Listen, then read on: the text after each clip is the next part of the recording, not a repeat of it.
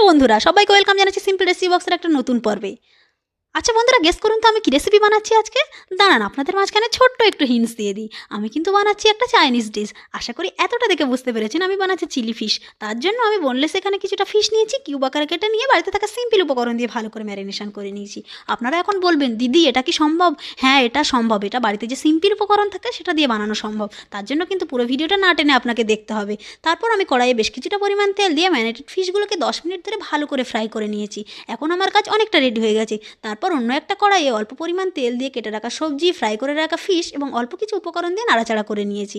আপনারা বলবেন, দিদি চিলি চিকেন খেয়েছি কিন্তু চিলি ফিশ খাইনি। আপনাদেরকেই বলছি, একটু বাড়িতে বানিয়ে দেখুন, এটা খেতে সম্পূর্ণ ডিফারেন্ট। রেস্টুরেন্টে তো কত টাকা খরচা করে কত কত ডিশ খান, এটা বাড়িতে একদম অল্প খরচেই হয়ে যাবে। এটা একবার বানিয়ে দেখতে পারেন। আপনাদের মাঝখানে এত সুন্দর সুন্দর রেসিপি শেয়ার করছি, তার জন্য তো আমার চ্যানেলটাকে সাবস্ক্রাইব করতে হবে নাকি বন্ধুরা? আর পুরো ভিডিও পাওয়ার জন্য আমার ফেসবুক পেজটাকে অবশ্যই ফলো করবেন। আজকের মতো